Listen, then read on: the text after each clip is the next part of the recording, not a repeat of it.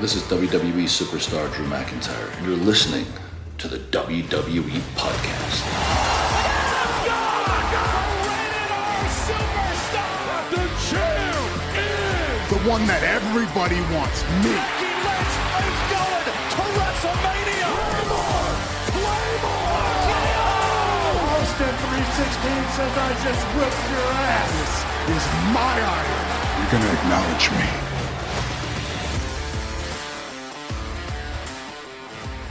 What's going on, everybody? Time for the mailbag here on the WWE Podcast. It's the 20th day of December 2024. We are just moments, or days, I should say, away from Christmas. And those of you who got your shopping done and are sitting pretty and ready for the big day, well, I'm not. So I do this every year where I wait for the last second, say I'm not going to do it, and then I do it every year. So it's never going to change. I'll say I'm going to change, and then I don't. So I'm a glutton for punishment, and I hope everyone else is not like me. And enjoy your Christmas because I'll be doing the show on Sunday, but I know a lot of you are traveling. A lot of you may not have time to listen to the show. So in the event that you don't listen to the show before Christmas, then Merry Christmas to everybody. Not Happy Holidays, okay? Merry Christmas, all right? That's the rule here on the show. We're not going to conform to like the recalibration of Christmas and just kind of blend it in with everything else. And oh, happy holidays, so nobody gets offended. Hell with that. Merry Christmas. All right, so let's get into the mailbag here, and we'll dive in. We're going to start. Let's start with our host for the NXT podcast, Jay. And he says, as your NXT reviewer each week, I feel the need to address this. We have this transfer portal thing happening, and this is what's needed more than ever. Raw women's division is abysmal, and NXT's women's division is amazing. Transfer some of the awesome women from NXT to Raw, or even SmackDown to give them a boost. Both shows need it. Roxanne Perez, Stephanie Vacour, Zarya, Sol Ruka. I'm going to butcher these because this is the first time I've heard some of these names. That's why we have an NXT host, guys, because they have time where I don't to go through all these shows here. So that's good on them, bad on me. But Jada Parker and Lola Vice. All right. Or get Jordan Grace over to Raw as soon as possible. Her TNA contract is up. Hope everyone's enjoying the NXT reviews, and feedback is always welcome. Thanks, and have a Merry Christmas, Jay. Thanks, Jay. So the thing is with this, I don't disagree. While I don't know everyone, obviously, that you mentioned, the key here is, what do they do with the talent when they come up? Because that's more of a potential point of pain than the actual talent themselves. Now, of course, who they are, what they bring to the table does matter, but how they're managed matters even more, and that's the bigger concern. What does that mean? What's the plan? That's always the question. What's the plan to bring them up? If I'm questioning management, I'm thinking, hey, we need to bring some new blood into the women's divisions. Let's bring up Roxanne Perez, Jada Parker, and Lola Vice. Great. And say they concur. Next question would be, cool, so what are you guys going to do with them? What's the plan, at least for the next, just say 3 months? And then there better be an answer. So good stuff, Jay. And check out Jay's podcast, guys, by the way. It's done every single week for the NXT show, and usually released on a Wednesday, so check it out. All right, DJ. Mr. Kuzmo, let's go to it. And he says, at first, I thought that Saturday night's main event was a PLE. But then after viewing so many commercials during the show and some picture-in-picture, I came to realize this is just another televised show, and with a time restriction like Raw, NXT, and SmackDown. I agree with Brad from Florida with the comment that he made from last week's mailbag about how WWE is airing so many forms of content, whether it's their weekly shows, monthly PLEs, and now Saturday night main event shows. I get that you can watch the PLEs at your own time on replay, but for most of us, it can be multiple attempts to watch a replay of a PLE due to being tired from work or other personal responsibilities and falling asleep at either the beginning or midway through a replay. I've had my fair share of falling asleep and waking up during those international PLE replays. That I can't concur with enough, guys. I have definitely fallen asleep during PLEs. That's why it's nearly impossible for me to actually come on right after the show. And sure, to the detriment of my shows and losing downloads and views, I physically cannot make it to my desk to do a review. That may change moving forward as maybe my sleep schedule is modified with my kids as they get older. Things should change. But right now, it's just impossible. If I were to do that, I'd get about 2 hours of sleep and then I'd have to get back up. And I'm just not doing it. So I concur with that. I have actually fallen asleep, not just during the PLEs, but during a show.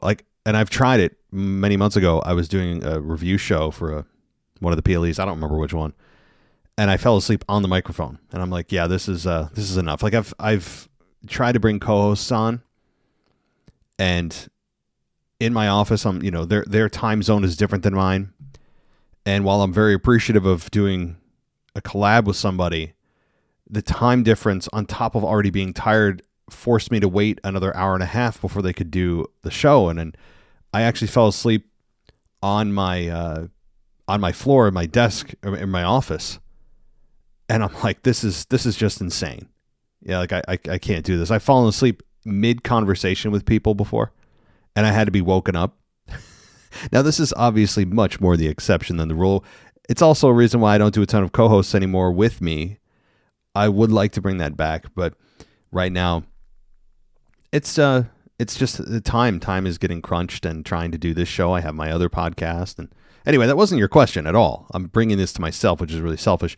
But how about this? I totally concur with your sentiments about there's so much content and you fall asleep at the PLEs and you're tired from work, and at least it is on demand. Yes, we have the luxury of on demand and we're complaining about it, but we've never had so much content that we've had to catch up on, and you miss like one or two shows or whatever and you feel like you're totally behind. And yeah, it's a lot. It's a lot. Another thing I want to mention briefly, WWE is going back to a 3-hour format for Raw and introducing a 3-hour format for SmackDown on Friday. I like a 2-hour format instead of 3. Just my opinion, sometimes a 3-hour format can be unfocused and a drag to watch when there are too many storylines and backstage segments. When Raw officially starts on Netflix on January 6th, it's going to have a WrestleMania PLE appeal to bring in new viewers to watch WWE.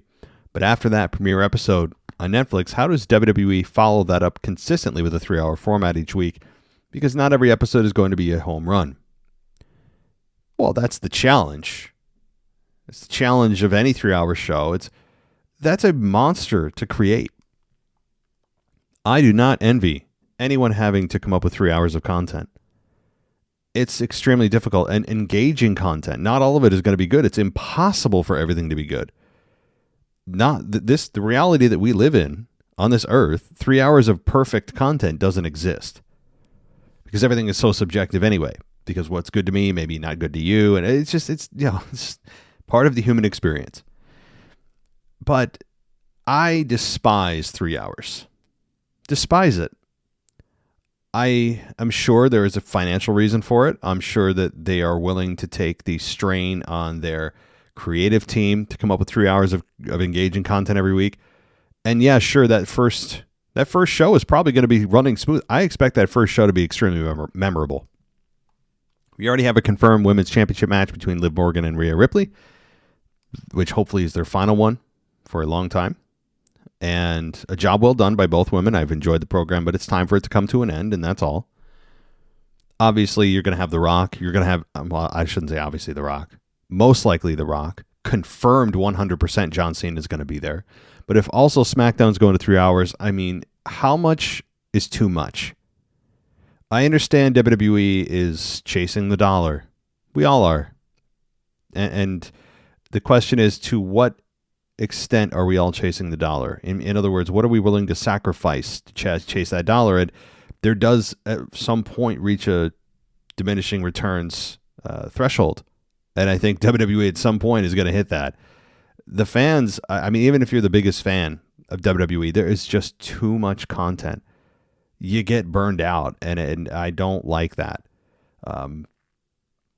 It's a monster. Remember those of you who were the Attitude Era babies, or even before that, or a little after, there was one show per week for 2 hours. It was called Monday Night Raw. And it was 9 to 11 on the USA Network.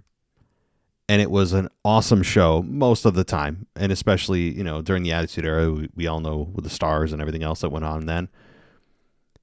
But when you have less content to produce, typically the result is higher quality.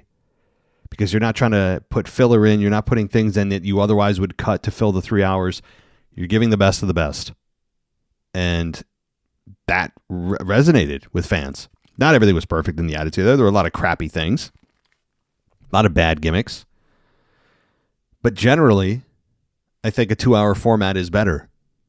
2-hour formats are better for everyone except those that are looking to maximize revenue, which is, I understand, all the stockholders, all the shareholders, the ones that actually care, like, hey, we just want the most money. And in that case, okay, fine. If we're going to 3 hours, we're going to give you some more ad revenue. Netflix is going to create an incentive to do 3 hours, whatever the case. It's a lot. I could go on with this forever, but I think I made my point. Lastly, I will say that only The Rock knows if The Rock will be available for WrestleMania 41. I don't really trust these rumor mills or sources unless The Rock puts out a statement that he can't make, and that's it. Nothing more, nothing less. All right, DJ, thank you, and you have a good weekend as well. So that is true. We will only know for sure when The Rock knows and tells us. You would have thought Bad Blood in October would have been the key moment that says, all right, he's ready to start a program here. But we're talking now, almost 2.5 months ago, that The Rock showed up and essentially did nothing. I mean, he did almost nothing other than stand there, get a big pop, go backstage and make some rants and bury some Easter eggs that we're all supposed to dig up. And that's fun, and it may end up coming full circle, but it is concerning that it's been 2.5 months with no follow-up from an appearance that had essentially no very overt meaning. It wasn't, in other words, if you're not willing to dig and you just looked at it and go, oh, cool, The Rock's here. He's standing there and then he's going backstage. You would have been like, okay, cool. Why are you here? You would have hoped for a follow-up and we got none. Zero. So I would agree with that, DJ. We have nothing confirmed. It is a bit discouraging that how many weeks have gone by? 10 weeks, and we've gotten no follow-up at all. Zero. And if we don't get any Rock appearance, I'd say by the Rumble, it's probably out. For one reason or another. I mean, who knows the reason? I don't know. But we also have CM Punk and Seth Rollins scheduled for the January 6th version of Raw, which is encouraging if you're looking for any evidence that Rock could appear and have a match with Cody, because that's the match they were going to get to and teased in April of this year, sorry. Because then if you've done CM Punk and Rollins on a massive Raw that is essentially a PLE, you could say, okay, we've done that, and now we're going to get to Rock and Rock and Cody. So anyway, thanks, DJ. Let's go to AJ, another patron. He says, here's some quick thoughts for this week. I can't believe I'm going to somewhat defend Cody, but I don't entirely blame him for the lackluster title run thus far. When the night after he won, The Rock interrupted on Raw and the "this is awkward" chants broke out. The Rock kind of doomed any actual tension in Cody losing literally 24 hours after winning, because we all expect that match to happen, and really nothing can move on until Cody is fully done with the bloodline. That's what I've been saying. Again, here's where I would make the exception. And I've been very steadfast that Cody's not losing the belt until The Rock at least challenges him and either wins or loses. But with the fact that The Rock's been gone for 2.5 months with no follow-up to an appearance that really had no meaning, it is concerning that perhaps The Rock's not available for this year's WrestleMania, in which case maybe you just pivot and you have Cody drop the belt before or at WrestleMania. The other strong argument against Cody keeping the belt, even if The Rock had nothing to do with the night after WrestleMania, which again is a big clue into, hey, Cody's clearly holding this belt until I come back to challenge him for it. I mean, that's reading the tea leaves. But also, that moment was significant for the company as a changing of the guards in a big way, changing of the face of the company. You don't have a guy carry a belt for nearly 4 years in the longest title reign that most of us will likely see in our lifetimes, and not have that man who beat that guy go on a significant title run to at least the next year's WrestleMania. Again, he's not going to go near Roman Reigns' record. In fact, again, we'll likely all be 6 feet underground before WWE decides to break Roman Reigns' record. Not trying to be morbid, just realistic. So again, the other strong argument, minus even The Rock, is you're not going to have Cody lose it before that following year's WrestleMania, especially given how momentous it was with everyone that appeared in that match, with what it meant at WrestleMania 40. Nice even number. People crying, tears, everyone holding up Cody on their shoulders like the hometown hero. I mean, I hated every second of it, but at least Roman dropped the belt, which I still concur was the right move. But as far as Cody Rhodes' lackluster run, I mean, my disdain for his babyface character aside, zooming out, it's not all on Cody. I'm not putting this 100% at the feet of Cody. My dislike of his character is a subjective dislike. I can still look at this in a way that says, okay, yeah, I don't like the character, but the company hasn't done a lot to make you excited about the character. Forever, he was just cutting promos on Raw and SmackDown and constantly talking about his story, and he was struggling to find an opponent and didn't really do much. There wasn't a strong follow-up to his win. There really wasn't, and still hasn't been. There really hasn't. I mean, I have not gotten excited about many of his title defenses. The one I've been waiting for is Randy Orton, which I would argue is actually WrestleMania worthy more than The Rock is. Randy Cody has infinitely deeper backstory than The Rock and Cody by a wide margin. Yeah, The Rock's a bigger star than Randy. That's saying something. But that doesn't really, to me, translate to what's more worthy of a WrestleMania match for Cody as champion. To me, it's Randy Orton. But we'll see. So that one would intrigue me. Kevin Owens has intrigued me. Their promos together have been really good. And Kevin stealing the Winged Eagle Championship belt and wearing his shirt that has a tuxedo printed on it. And what is it? What did he do? Crash the pre-show for the Raw debut on Netflix. And it's all been fun, and defacing Cody Rhodes at WWE headquarters and all the things that Kevin Owens is just so entertaining. So I have no issue with Cody's opponents as of late, but the majority of his run since April, I'm sorry, it's been a snooze fest. Even those who are Cody Rhodes fans, I keep asking, it's not a Cody bashing to say that it's been a boring run thus far, at least in my eyes, up until maybe recently. Not a lot to get excited about. As I've always said, you can have someone make the case for someone to take the belt from the current champion, but the question is not just who should win, but then what? That is always more important, because then it forces you to come up with reasons for why you're doing it beyond just shock value. And Cody's not a shock value champion. I'm not saying that. Just, I guess a more general point is, now what? And a lot of times WWE doesn't know the answer to that question. You want case in point? I mean, look at how many title match or title changes have been made at WrestleMania.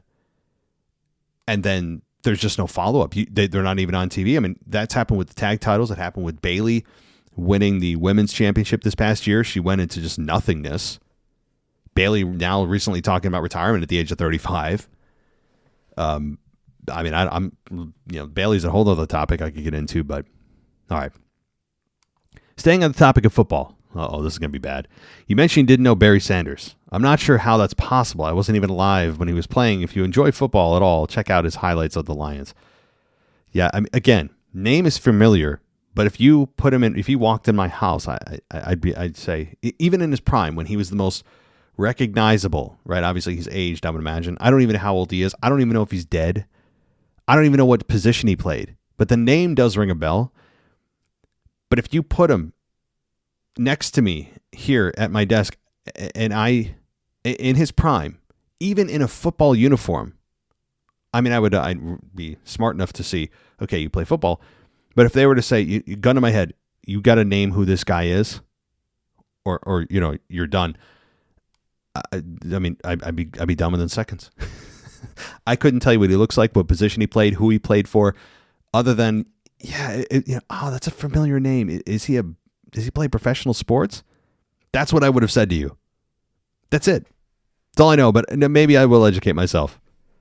That's how poorly I know football. Again, I know enough to probably fool people in the current scheme of the NFL.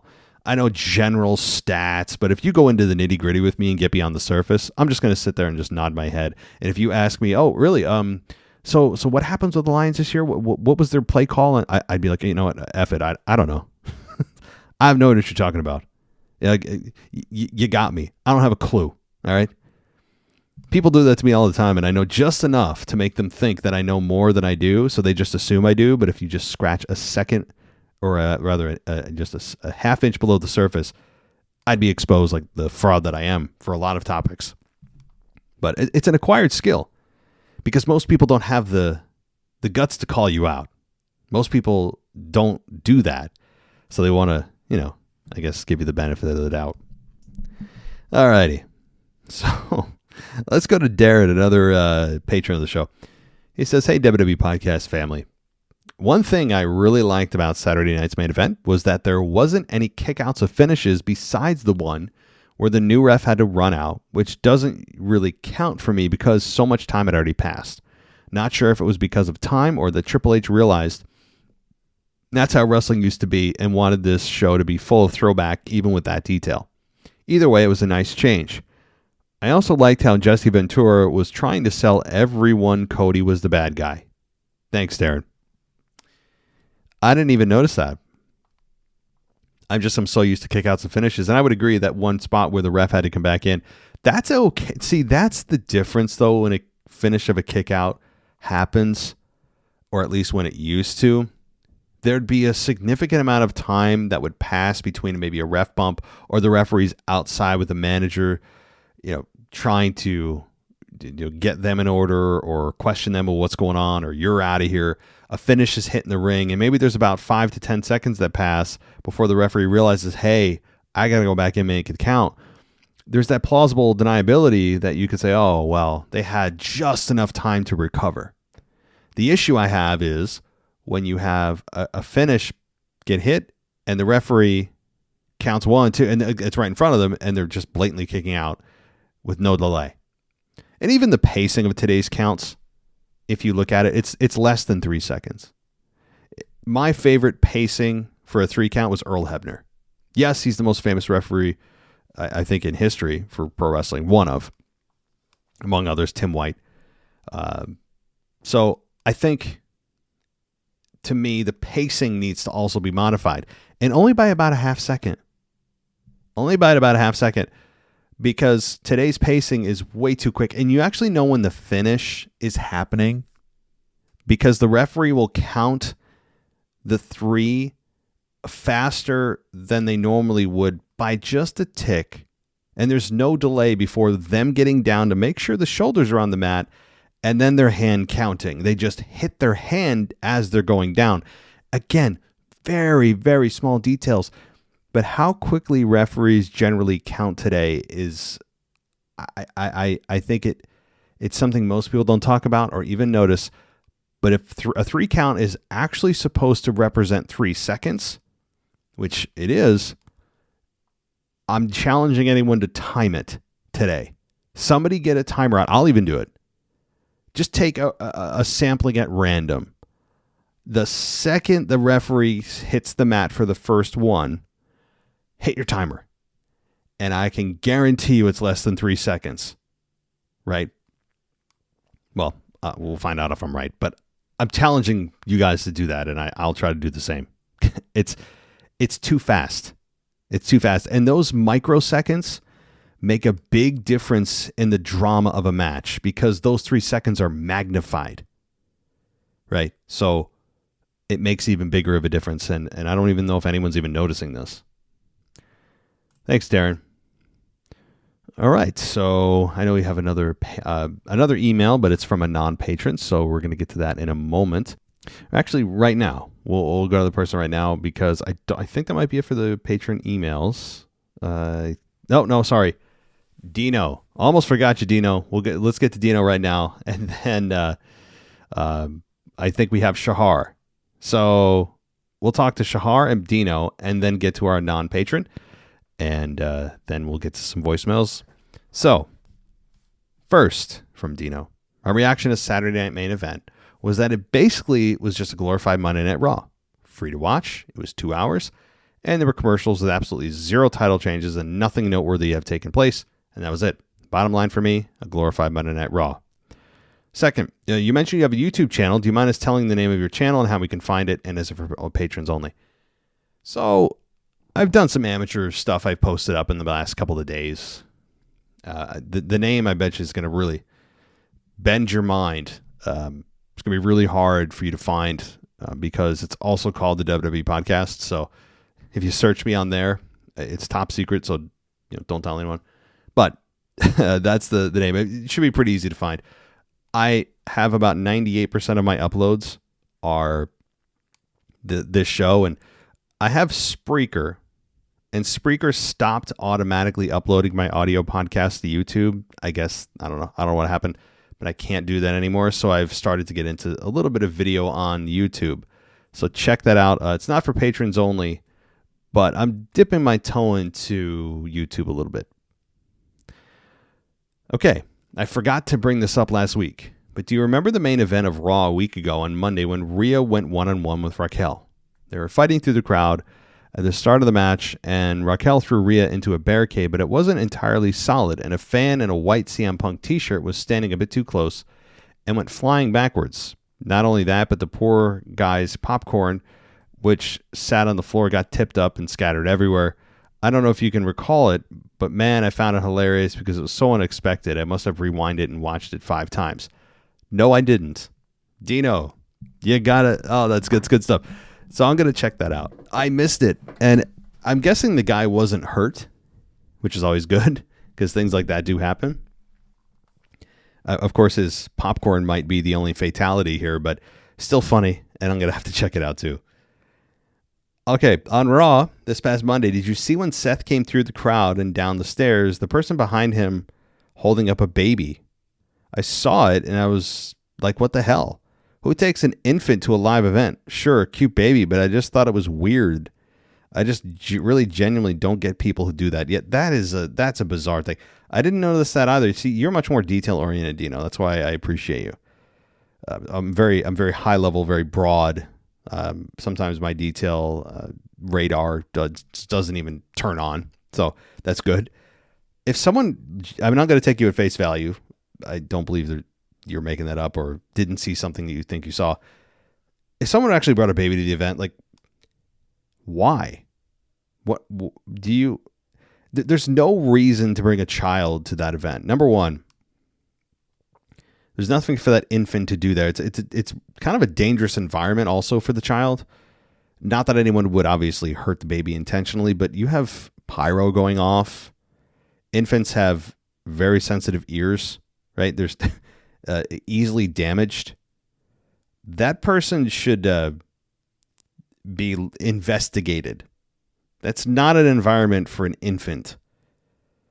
I mean, even bringing like a 2 or 3 year old there, while some people do it, I don't agree with it. But an infant, what? And it's, they can't tell me, they didn't have childcare. Okay, well, bringing your infant to an arena in the middle of a city is also probably one of the worst places you could bring an infant child. There's nowhere for you to care for that child if something happens. A crying child, that's really just incomprehensible to me. I'm gonna go back to watch that because it's almost impossible to believe. All right. Come the warning of January 7th, you might need to change part of your opening theme that says the whole world will acknowledge me to Solo saying acknowledge me if Solo wins Tribal Combat. Personally, I love the opening music. I don't think you'd change it, not for a while yet. Well, it's funny you say that. actually been a few years since I've changed it, and I was thinking about either just getting rid of it or modifying it because it needs a refresh. I think a new coat of paint at some point. So I mean, I don't know if I can take a vote here, but I got one vote for keeping it from Dino. But I think maybe the rest of you are thinking, yeah, it's probably time to change up your intro. I'll probably shorten it. Pay someone to do this, of course, but I'd shorten it and get more to the point and just kind of an updated intro. It's not going to happen right now, but it's funny you say that. All right. We over here have a bit of an unprecedented situation coming up with the deal with TNT Sports ending at the end of December. Apparently, the Netflix deal doesn't actually kick in until January 6th, which means unless WWE does what they did with Saturday Night Main Event and stream it live on YouTube, then the first Friday Night SmackDown of 2025 on January 3rd will be blacked out or untelevised. I'm sure you'll find a way, Dino. Listen, a lot of feeds on the internet. The internet's a big place. Even if that is blacked out, the internet is a very creative place. I'll leave it there. I think you'll be able to find a feed or two, even if you don't have it legally. All right. WWE streams Saturday Night Main Event live on YouTube for those of us over here, as of course NBC is an American channel. We don't get that, but I wanted to draw attention to what was during the commercial break in the Cody Kevin match that didn't make the cut, make the audio entirely, and the commentators didn't know that we could still hear them. Michael Cole was talking to backstage on what he'd focus on during the next live portion and about really focusing on selling Cody's injured ankle. They fixed it after about 30 seconds to a minute, but I thought it was absolutely hilarious. It did only seem to be a YouTube thing, though, as those in the Discord chat watching on NBC had no idea what I was talking about when I asked if I was the only one hearing or the only one witnessing it. Boy, it was actually so amusing. I mean, that happens. I'm not going to kill WWE for it. There's a lot of moving parts, hundreds of people working at the same time to make this a seamless experience. It is just one of those amusing segments. Obviously, it's a take you out of the moment segment, but fascinating too to hear what they're talking about during commercial breaks, and you have an unintentional window into that. Lastly, after having listened to the Raw review and hearing you speak about Seth and Punk being a one and done on January 6th and wondering where this leaves Seth heading into WrestleMania, with potentially Gunther facing Punk at Mania, what if the combination matches work out like this? At WrestleMania, we get Gunther versus Punk, Cody versus Rock, Seth versus Roman. This way, you finally get that Seth versus Roman feud you've been always wanted, and it works out too with Seth being the face and Roman the heel. Let me know what you think. Well, I think it'd actually be the opposite. I think Seth would be the heel and Roman would be the babyface, even though, if I could manipulate my perfect world, it would be the opposite in terms of who would play what role. But I like this.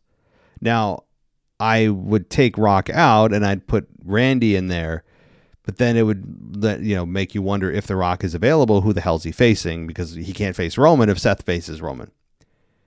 So that's, again, moving parts.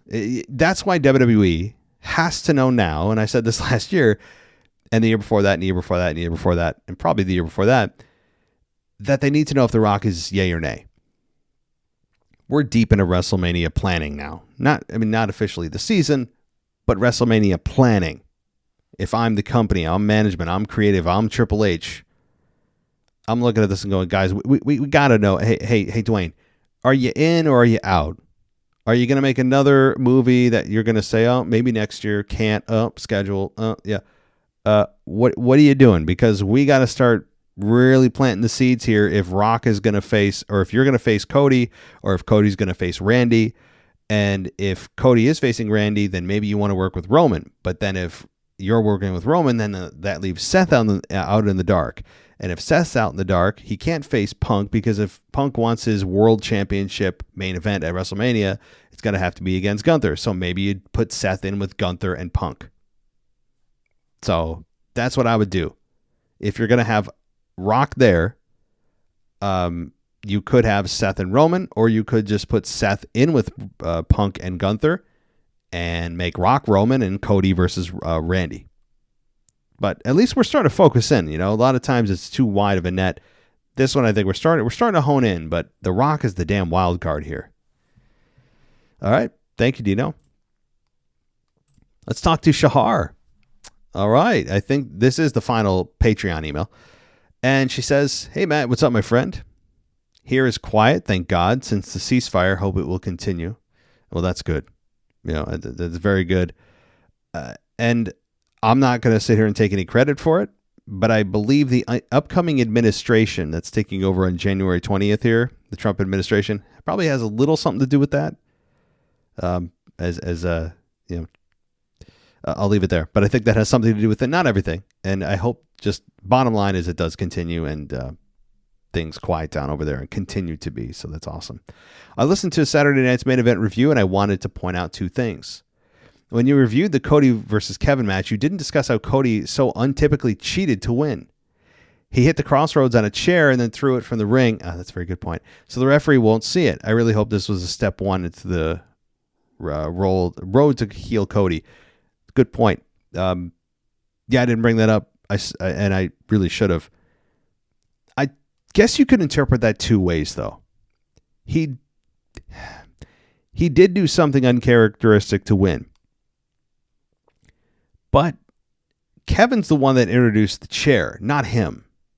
So Kevin, you could argue, got what he deserved by introducing the chair for Cody to be the one to turn it on him.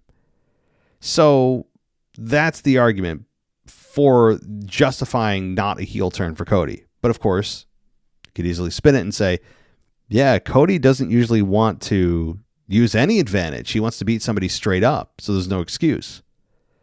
But it also has lent itself to be a fun follow-up here with Kevin claiming that he was screwed and now he's the rightful champion, because that's been fun, and that was also used to push Kevin into that and take the championship and claim he's still the champion, or claim he is the champion. So I think it was used to push that with Kevin, to say he has an out, to protect Kevin a little bit, rather than a clue that Cody's turning heel.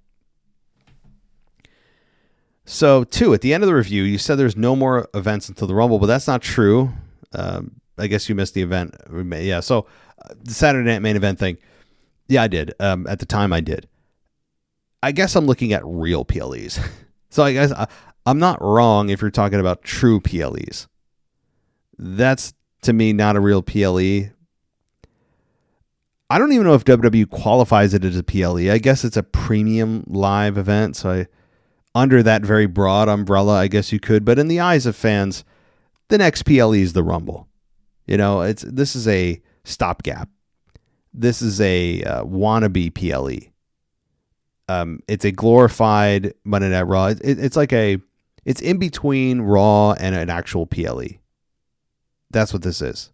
You also can't really have multiple PLEs for the same named event. There's also that.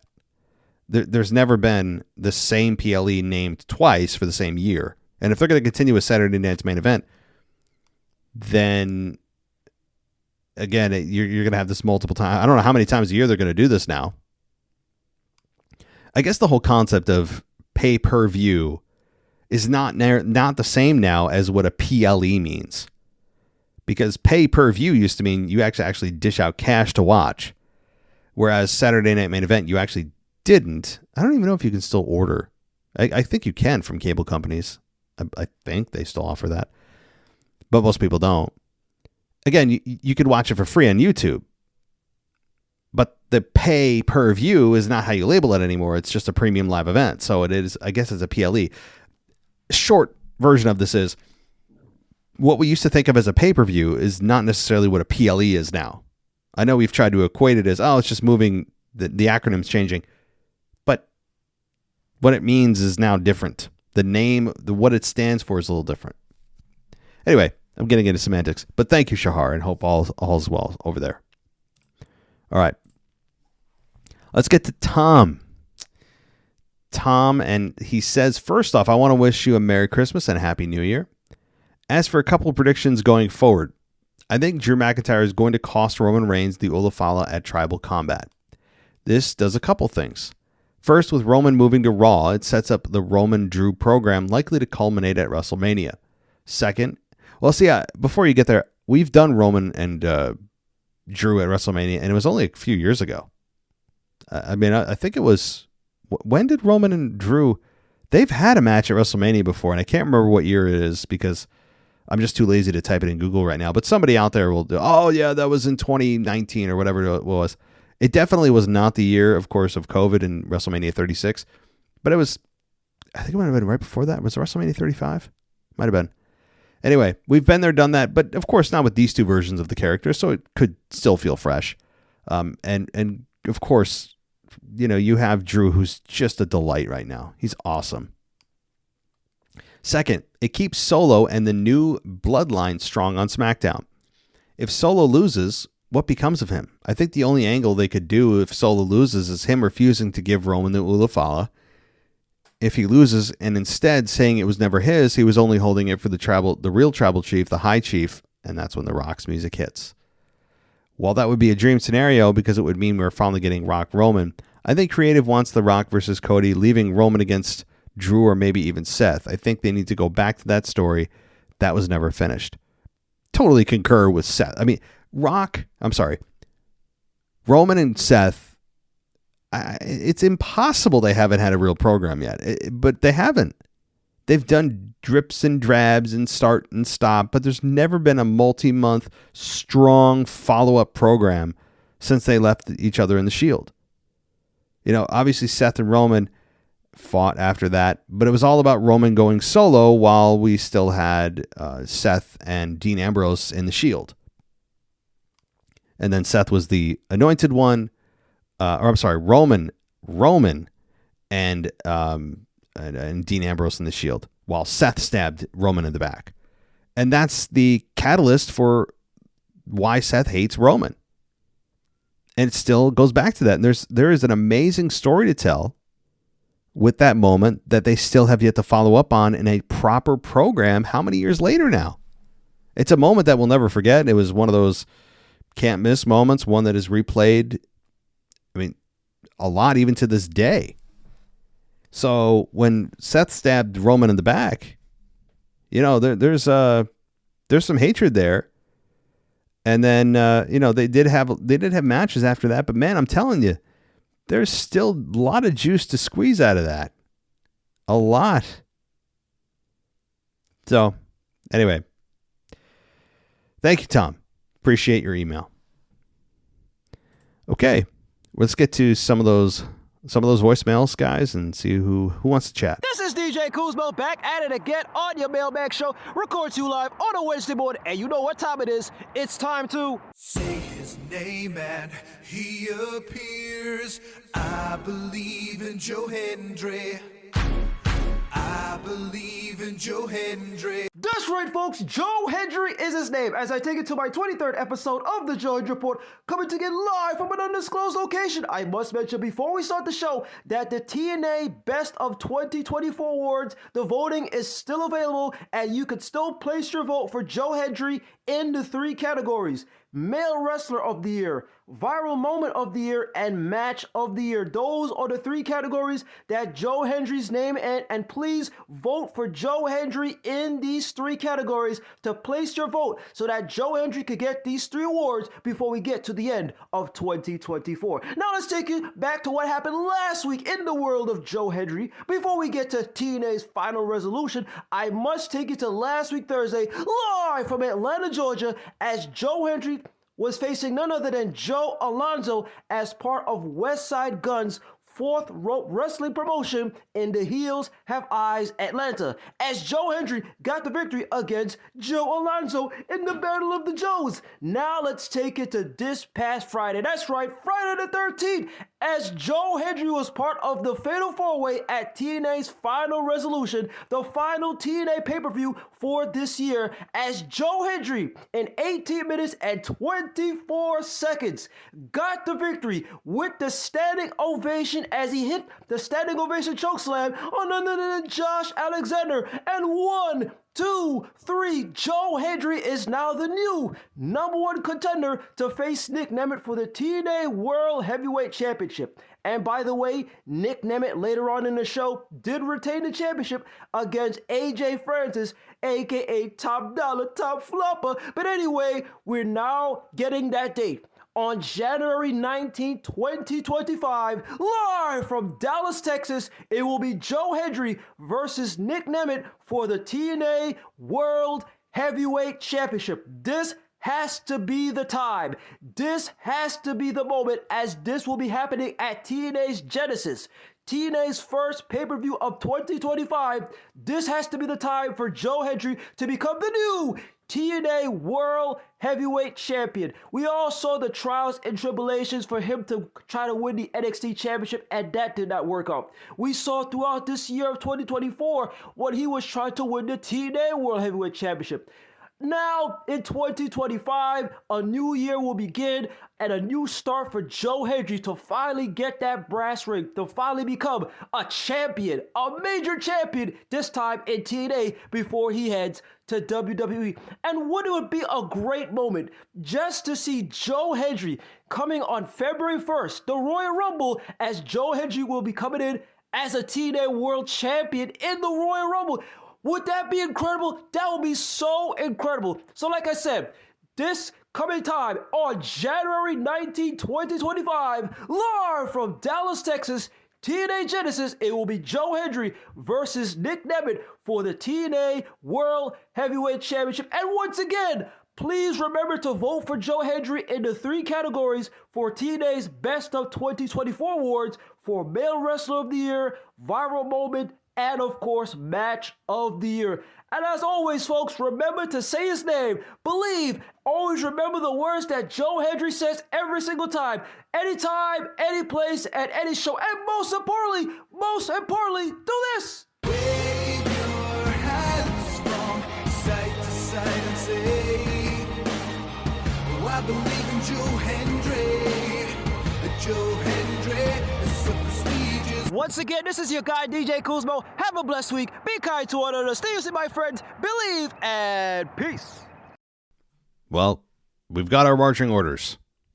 Go vote for Joe Hendry in those 3 categories. And I really would encourage everyone to do that, all right? Not making it your homework assignment, but I think it'd make an impact. I mean, again, TNA has a fraction of WWE's audience. Your vote has a much higher weight than a WWE poll would. So go vote for Joe Hendry. I think that is actually worth your time. Take a second out of your day and go vote. But also, we could be looking at a future WWE champion. Many steps off. But again, WWE has a working relationship with TNA. We saw last year in the Royal Rumble, especially on the women's side of things, having someone from TNA, even the current women's TNA champion, come in. Hey, they have a working relationship. Just because Joe Hendry's in TNA, even if now that he's the number 1 contender for the World Championship, even if he wins, doesn't mean he can't appear in the Rumble this year, which I still am aiming for. I'm steadfast on that. I'll probably be proven wrong and embarrassed, but I'm trying. And thank you to DJ for all of your work following Joe Hendry as he continues to give you something to talk about, whereas the Indashir on a weekly basis, more often than not, didn't. No fault of their own, of course, at least not primarily. A lot of just WWE just saying, hey, we're going to use them and then put them on the shelf for 6 months, and then we'll put them, we saw what that was, and it was a painful experience if you were a fan of the Indashir. But alrighty, thank you, DJ. Let's get to our next couple voicemails. Hey, it's Kyle from Baltimore. So I wanted to talk about this whole Chelsea Green obsession for a lot of people. What is it about Chelsea Green that people really like? She's essentially a comedy character, and usually comedy characters don't work. They just don't, you can't take them seriously, and it's like, I can't take this woman seriously, personally. I don't know what people see in Chelsea Green. I don't know what the love fest is between Chelsea and all this stuff. I don't get it. And to me, I don't figure it. If she ends up winning the United States Championship tomorrow night, I make this call the night before, Saturday Night Fan Event, so we'll see. But I just hope if she does win a championship that she's going to be in some serious feuds and be treated like a serious character. Because right now I can't take this woman seriously as a women's champion of any kind, secondary champion or the actual world champion. But anyway, that's just what my question is. If you have an answer to this whole what people see in Chelsea Green, and if and what I'm missing in the Chelsea Green phenomenon, I guess. So, but I don't care for Chelsea Green either way, but I'm just intrigued what people see in her because I don't get it. But anyway, this will talk. Bye. Very simple. She's a lovable loser, and that's a bit of a contrasting statement given that she just became the first women's United States champion. She's a lovable loser that initially was so over the top and meant for you to hate her, and you initially were annoyed by her, but she was so good in that role that people started to appreciate how good she was and felt so authentic that she became a lovable character. And that's where she's landed. Sometimes it's really hard to put your finger on why people gravitate to certain characters. She's a lovable loser. She plays her role very well. She's authentic. That's the key too. Now you can be authentic and hated, but that's not what she's going for here. She's such a cartoon character with how she acts, and she's got it. And she knows how to manipulate the audience in a way that makes you like be annoyed by her, but also appreciate that she's got comedic timing. And she does. And that's the thing. They're not usually comedic characters, but when they have any kind of comedic talent, fans appreciate it. And they start to just naturally support you. That's the best way I think I can describe it. She has legitimately had some funny moments. So, and people root. She's like a lovable loser underdog that you know isn't a real threat usually to take down your top favorite babyface wrestler. And so she's kind of this harmless, like delusional, but comedic character. It's a very interesting combination that she has, but she's found the right ingredients to put together to make a heel character that's also beloved. So I guess that's not really possible because if you're a heel by definition, you shouldn't be loved. But anyway, you get my drift. That's the best way I can describe it. Thanks, Kyle. Let's get to, I believe, Brad in Florida, who I think, based on the transcript here, is going to give us a weather update. So I'm sure it's going to be one that we all despise, but let's listen anyway. Hey, Matt. Brad in Florida. Quick weather report. I know you like that. It's 76 degrees. Partly sunny, mainly sunny, I would say, in mid-late December. Saturday night's main event, it was really great. I honestly thought the presentation of the show was magnificent. The red, white, and blue ropes, the turnbuckle with the old WWE logo, or WWF logo, whatever. The lighting, even the way that they had the ramp to the ring, like all tight, where like there was like not a lot of space between the fans on both sides and the wrestlers as they came down the runway, I thought was really, really, really cool and nostalgic and old school and really well done and well thought out. I honestly thought like obviously the show was not like super consequential in terms of like results and things like that, but I did think it was a really good thing, and I think like some of that old school nostalgia, bringing that back and applying it to today's people was just incredibly cool and well done. I thought Ventura really did a really nice job on the commentary. Basically, it seems like he hadn't lost a beat from 40 years ago. So really, really good. Listen, I do think they did Cody a disservice by doing the pin by Kevin Owens while the ref was knocked out. Even though they did it the other way later for Cody, it wasn't as impactful. Like, I just think that if you want to get people not liking Cody Rhodes, like, that's a good way to start doing it. And Kevin Owens, in a certain way, has done a really good job of, like, making his case as to why Cody's wrong. And I think people are getting behind that. And that's kind of unfortunate for Cody. I know you're not the biggest Cody Rhodes guy, but at the end of the day, like, he still is the face of the company and the champion right now. And I just don't think it's a good thing to do. I think you want to make him look incredibly strong. And that was kind of a heelish sort of way to win, like where he just didn't really win super fairly. So, but otherwise, I think Saturday night's main event was really, really good. I think we're on cruise control, honestly, until Netflix obviously I don't think anything consequential is going to happen at all. But yeah, man, just wanted to get my thoughts on that. Thanks, bro. Take care. Oh, well, it's 76, not 78. Well, my condolences, first and foremost, to you. I hope that hypothermia doesn't set in. Again, remember, layers, don't stay out too long. The wind chill can get a bit low at that temperature. So keep your windows up, heat on. Make sure that, you have a fire going in your place if you have a fireplace. If you don't, turn the heat up. It's worth the extra money. As it's going to be about, 5 degrees tomorrow morning? Anyway, literally, I think 5. Yeah, anyway. Okay, so, Brad, beyond your weather report, which I appreciate every week, few points. Can't disagree with the fact that it's a great presentation. It was. If the idea was to go old school, have it just a wrestling show. Just a wrestling show. Not a lot of big returns, not a lot of massive progress in storylines, not a lot of massive changes in who's going to be facing who and storylines ending and beginning. Just kind of just an old school wrestling show. I think they attack that very well. The expectation, though, of these kind of quasi PLEs, whatever this is that we always, as fans, we have a bit of lofty expectations. We're going to have this return. We're going to have that return. Oh, this could happen. This crazy thing could happen. I'm even guilty of it. I think we need to lower those expectations because you can't have that every show. It's not plausible.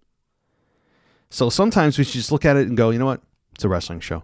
This is just going to be a wrestling show. I'm not going to predict any or hope for or believe there's going to be any big returns. I'm cool with just a wrestling show being a wrestling show. And that's what we got. The idea that Jesse Ventura came back and just turned back the clock, got in the DeLorean, and was able to deliver the performance he did on commentary. I want Jesse back more. He's so good on commentary. His voice was made for it. He was just fun as hell on commentary. Wasn't, of course, perfect, but that's not I wasn't expecting that anyway. I was expecting kind of a semi, passable performance by Jesse, and he blew me away. So hope we have more of Jesse Ventura. I would agree. The way that Cody won the match, yeah, I talked about that a little while ago here on the show. If you're looking for him to turn heel, it's not the best way. But again, that's one incident. That's one incident, and I think the purpose of it was to not have Cody turn heel, but more to push Kevin into the story of, I got screwed, I'm the rightful champion, and the hell with you, I'm going to self-appoint myself as champion, right? Think that's the reason. Rather than trying to turn Cody heel. I don't think they're in that sphere yet. Maybe it's in discussions for a year or two down the road, but I really think they're going to get everything they can out of this, and they should. Squeeze everything out of the Cody Rhodes babyface character you can. I'm not a fan of it. But that also, again, did they do him a disservice? Well, are the fans really turning on him, though? Not really much has changed. People have memories of Goldfish. The news cycle is, even when there's a school shooting, which just was one the other day, right? 3 people killed, and it's just like, oh, wow, that's sad. And then we all move on. Kind of the same thing with wrestling. Nobody has an attention span anymore, so that'll be forgotten and lost in the ether as long as they don't continue to repeat it. If it's a pattern where suddenly Cody's starting to kind of do things that are questionable that he didn't do before, and he's winning in ways that you're like, well, yeah, I guess, that's okay, but that's that there is an argument to be made for that. That's a little bit of a, it's not the most upstanding way to win the match. Then we can have a discussion. Again, this is one incident in many, but it could be, looking back, we may point all the way back and go, wow, remember when he beat Kevin Owens and that was the start of his heel turn? I doubt it. I just don't. I don't even feel like the fans in attendance are, there's not even like a segment of like the fans who are booing him, whereas John Cena had that for his entire career and he never decided to explore the heel character, which is a shame. The fans aren't really turning on him. He's still getting pretty good receptions. Right? Very good receptions. It's not like the fans are organically turning on him yet, which is really just, it's mind-blowing to me, but that's the way it is. So, also, yes, the intimate setting with fans and having them be very close to the wrestlers, it is the feel and look of a wrestling show can totally change your perception coming out of it. Even if the wrestling or rather the progression of storylines wasn't where you wanted it to be, or the returns didn't happen the way you wanted them to, sometimes a pure wrestling show that looks and feels a little bit like a retro show can change how you feel about it. And I would agree, the intimate setting with fans and wrestlers is enjoyable. So anyway, thanks, Brad, and enjoy the weather. And everybody else, thank you so much for calling in and emailing us. You can join the fun at Patreon and go ad-free at patreon.com/WWE podcast if you want to go ad-free. It's the best way to do it. We also have an ad-free option on Apple Podcasts. So if you have any issues with the feed on any of our platforms, unsubscribe and resubscribe. I know some of you have complained about it. Unsubscribe, resubscribe. Something went wonky with our feed about a month and a half ago, and that seems to be the best way to remedy it is to just unsubscribe, resubscribe. So thanks, everybody, for listening. I'll be back on Sunday with your week in review, and thanks so much. Talk next time. Thanks for listening to the WWE Podcast. Don't forget to subscribe on your favorite podcast app so you don't miss a show, or head to WWEpodcast.com. And for all of these shows ad-free, head over to patreon.com/WWE Podcast. Until then, we'll see you next time.